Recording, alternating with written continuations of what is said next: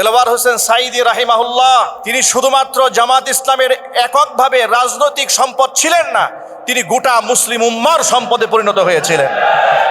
সমস্ত উলামারা যদি তার আদর্শ গ্রহণ করে, বাতিলের রক্ত চক্ষুকে পরোয়া না করে, বাতিলের চোখে চোখ রেখে হকের পরে আপোষহীনভাবে থাকতে পারে, আল্লামা সাঈদী রাহিমাহুল্লাহ মানুষের কলিজার মধ্যে যেভাবে স্থান করে নিয়েছেন, বর্তমান সমাজের আলেমরা সেইভাবে স্থান করে নিতে বাধ্য হবে। আমি আলেম ওলামাদেরকে বলছি, ঐক্যবদ্ধ হন। সাঈদী রাহিমাহুল্লাহ রেখে যাওয়া আদর্শ হক এবং হক্কানিয়াতের ঝান্ডাকে জমিনের মধ্যে অবশ্যই উড্ডীন করতে হবে। আমাদের এখন একত্রিত হওয়ার সময় এসেছে। আমাদের দাড়ি, টুপি, জুব্বা, পাগড়িওয়ালা থেকে শুরু করে ইসলামপন্থী সকল ভাইদের ঐক্যের ভিতকে যদি আমরা মজবুত করতে পারি, শহীদ আল্লামা সাঈদী রাহিমাহুল্লাহ যে স্বপ্ন দেখেছিলেন কালিমার পতাকা বাংলাদেশে পথ পথ করে তাদের নাকের ডগায় উঠবে, কেউ ঠেকায় রাখতে পারবে না ইনশাআল্লাহ। শহীদ আল্লামা সাঈদী রাহিমাহুল্লাহ এমন একজন ব্যক্তি পৃথিবীতে ছিলেন, জালেমরা তার উপর জুলম করে যখন তার উপর মিথ্যা মামলা দিয়ে ফাঁসির রায় ঘোষণা করলো, তার জন্য তার ভালোবাসায় সিক্ত হয়ে শত শত মানুষ জীবন বিলিয়ে দিল। আমার মনে হয় এটা শুধুমাত্র ভৌগোলিকভাবে আমাদের বাংলাদেশের জন্য নয়, গোটা পৃথিবীতে কোনো একজন ব্যক্তির ভালোবাসায় সিক্ত হয়ে এত মানুষ একদিনে জীবন দিয়েছে এমন ইতিহাস আমরা কখনো ইতিহাসের পাতায় পড়িনি।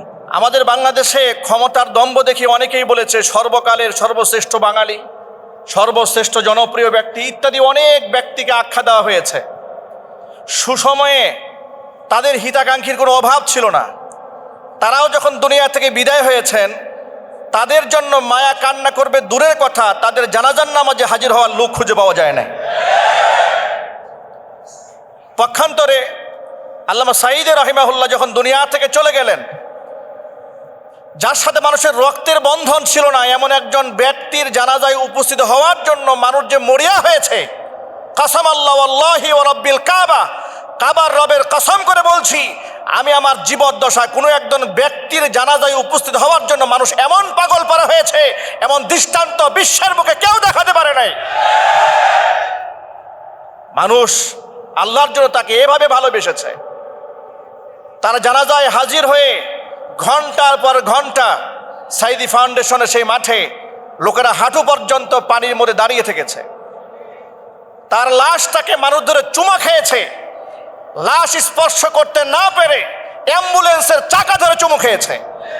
মানুষের দিল থেকে মুছতে চেয়েছে, কিন্তু তারা মানুষের দিল থেকে মুছতে পারেনি, কারণ মানুষের দিলে আল্লাহ মোহাব্বত তৈরি করে দিয়েছেন। এখান থেকে আমাদের শিক্ষা হচ্ছে, আল্লাহ রাব্বুল আলামিন আমাদের ঐক্যবদ্ধ হওয়ার তৌফিক দান করেন, আমিন। আসসালামু আলাইকুম ওয়া রাহমাতুল্লাহি ওয়া বারাকাতুহু।